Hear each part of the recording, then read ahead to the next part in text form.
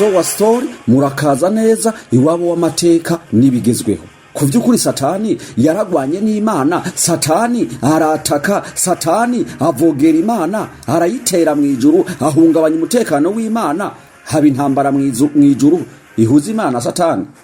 Ivyo kuvyukuri wumva ari ivyo. Imana itinya Satani ikimurungika mw'isi. Ibi Bibiliya ivuga kuvyukuri ni vyukuri, Bibiliya ibi ivuga nukuri. Satani yaragiye mwijuru, arahungabanya, aravogera ubusugire bw'Imana. Reka tubisesengura. Ariko imbere y'ivyo vyose ngusa ubanze ufyonde ahanditse sabone, ugire subscribe nyimbo taranayikora. Kubamaze gukora subscribe muritwari. Sowa story murakaza neza. Ijambo Satani mu gitabo ca Bibiliya rivugwa inshuro 54. Nayo ijambo Satani mu gitabo ca Korani rikavugwa inshuro 11. Nivyo wavyumvishije neza. Bibiliya mu gitabo cy'ivyahishuriwe Yohana ikigabane ca 12 ku murongo w'indwi hemeza neza yuko habaye intambara mwijuru.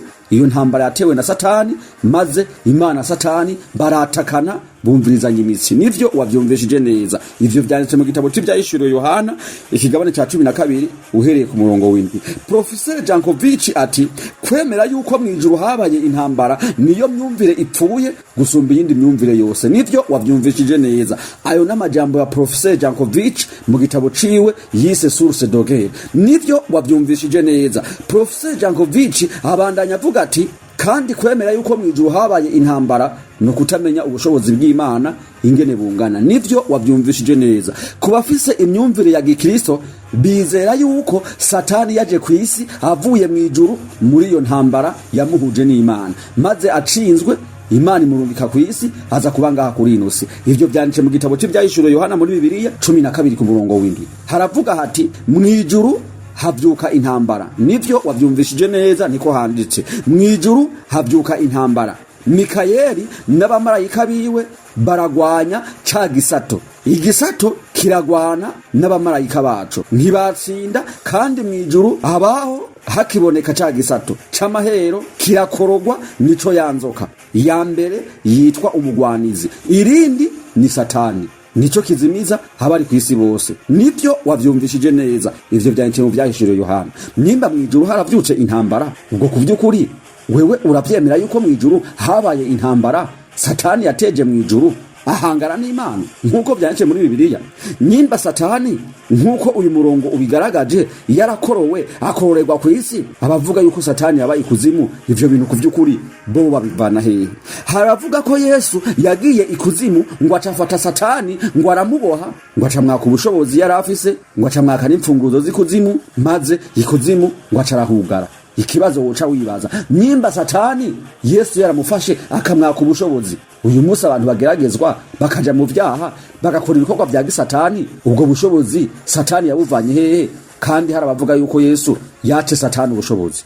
Hari n'abandi bavuga yuko bagenda ikuzimu, hakaba n'abashinga intahe yuko bagiye ikuzimu. Kuvyukuri nimba hariho abantu bagenda ikuzimu, nimba Yesu yagiye ikuzimu hagafata imfunguzo z'ikuzimu akazaka Satani akaba ari bazifise, abaje kuzimu baca hehe? Twovuga yuko ari Yesu abugururira canke bigenda gute?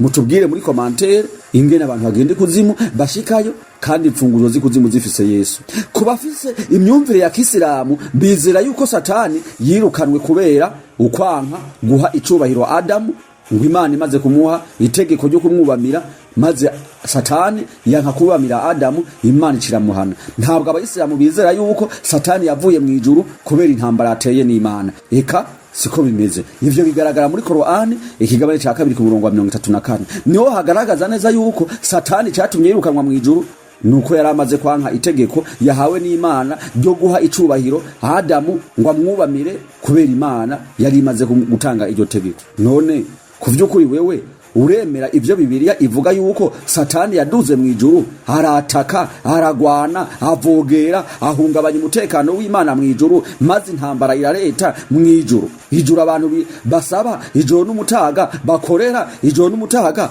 kugira ngo baze bari bemwo, hakaba ari ribamwo intamba, n'Imana ikanavyemera. Sowa story murakaza neza. Kora subscribe kugira ngo ukomeze kumviriza ibiganiro dukora, maze tukibikora bigushikire mu bambere. Sowa story murakaza neza, murakagira amahoro n'amahonda, iteka ritekane mu mitima no mu mifuko. Sowa story hasta la victoria siempre. Nimwibagire gukora subscribe.